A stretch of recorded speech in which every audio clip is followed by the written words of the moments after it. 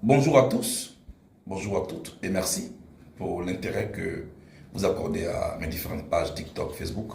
Et puis abonnez-vous et puis continuez de nous suivre parce qu'il y a des sujets que nous allons aborder.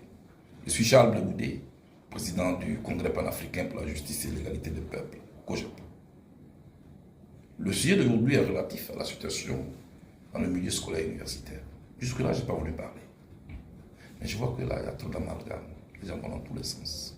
D'abord, je précise que ceux qui tentent vainement de lier mon image à ce qui s'est passé à l'université, ils perdent leur temps. Et ils inscrivent leur nom sur la liste des manipulateurs. Parce que j'ai quitté le milieu étudiant et universitaire, dont j'étais le leader, il y a maintenant 23 ans. Vous comprenez bien? 23 ans. Voilà. C'est comme si vous cherchiez à associer l'image du doyen Yedi Magdi à un problème qui s'est passé en milieu scolaire et universitaire. Pourtant, il a dirigé le mouvement des étudiants scolaires de Côte d'Ivoire, le MEISI.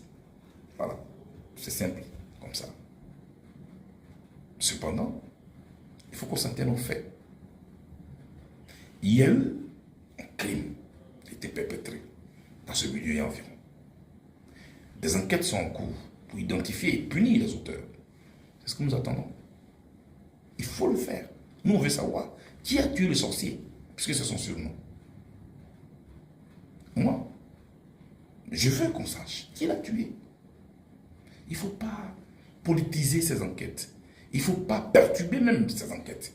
Il faut rester tranquille et laisser le procureur aller jusqu'au bout de ces enquêtes. C'est ça un état de droit. En ce qui me concerne, la vidéo qui circule et dont on vous parle toujours. Les cités universitaires ne sont la propriété de personne. Il y a une seule bouche officiellement autorisée à vous dire de quitter les chambres, c'est ma bouche. Où je disais, et je cite, c'est moi et moi seul qui peux vous demander de reprendre les cours ou de les arrêter. Mais c'était dans quel contexte? Dans un contexte de grève que nous avions lancé pour qu'on paye les bourses des étudiants, qu'on puisse trouver des solutions à leurs problèmes académiques, comme ça se passe partout ailleurs. Je suis fier qu'à l'issue de cette grève, même si j'ai été mis en prison en son temps, mais au moins, in fine, l'objectif a été atteint. Les bourses des élèves étudiants ont été payées. Quelques problèmes académiques avaient trouvé solution. Moi, j'ai fait la prison, mais l'objectif a été atteint.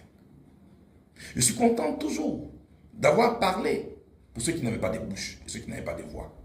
Ces enfants des paysans qui étaient là, qui ne comptaient que sur cette bourse de 20 ans, de 20 000 francs ou de 50 000 francs, pardon, de 40 000 francs pour vivre. Vous ne savez pas de quoi vous parlez. La vie est dure.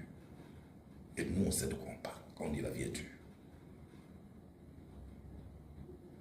Ceux qui étaient élèves, qui étaient étudiants il y a 23 ans, aujourd'hui, vous êtes fiers d'eux, c'est des magistrats, c'est des avocats, c'est des enseignants, c'est des hauts cadres de l'administration de la Côte d'Ivoire. Moi, je suis fier d'avoir parlé pour eux. Partout où il y a une injustice, je vais toujours m'engager. Partout.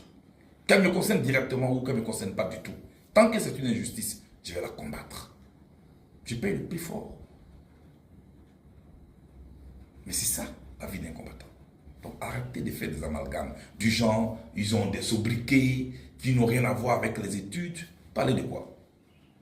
Moi aussi, on m'appelait Magneto quand j'étais au collège. Ça, c'est pour votre information.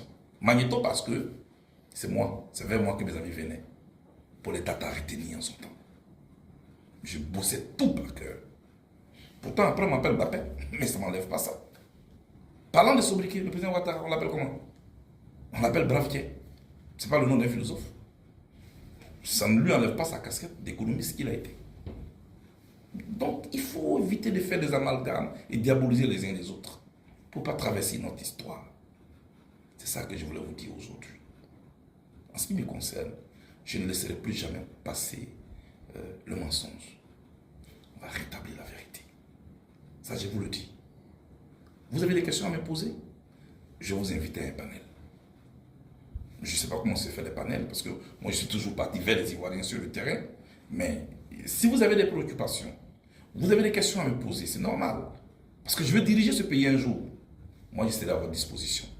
Je ferai un communiqué, une annonce sur la page TikTok en ce moment, pour vous annoncer la date à laquelle ce panel aura lieu. Vous serez libre de me poser toutes les questions. Et je dis bien toutes les questions. Et je serai disponible à vous répondre. Parce que moi, j'aime échanger. Ne vous fiez pas aux rumeurs que les gens lancent sur moi. Ne vous fiez pas aux campagnes de manipulation que les gens ont enclenchées contre moi. Par exemple, qu'est-ce qui s'est passé à la CPI? Beaucoup a été dit. Mais je me tais, par respect. Beaucoup de choses. Mais le temps de la vérité arrive. Quand j'étais à la CPI, je n'étais pas au commissariat de Gagnoa. Je n'étais pas au 16e de Yopougon. J'étais à la Cour pénale internationale. Je n'ai pas tremblé. Cette vidéo, je vais encore vous la proposer et on va la décortiquer ensemble. Je vais d'abord la publier sur ma page Facebook et TikTok et vous allez voir de quoi il s'agissait. Là-bas, j'étais serein face au juge. C'est là qu'on voit la grandeur de l'homme. Ce n'est pas derrière les portables. C'est là qu'on voit qu'on est grand. C'est là qu'on voit qu'on est courageux. Je parle au procureur de la République. Pardon, je parle au procureur de la CPI.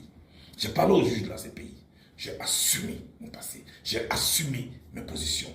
Mais à la fin, j'ai été acquitté. Quand en Côte d'Ivoire, on me condamne. Tout cela, nous allons parler de ça lors d'un panel. Où vous avez le droit de me poser des questions, je le répète. Et je serai là pour vous répondre. On va discuter. Parce que c'est en parlant qu'on peut se comprendre. Ne vous fiez pas aux rumeurs. Pour connaître la largeur des feuilles d'un arbre, il faut aller sous l'arbre. Et tout sera. Merci. À bientôt.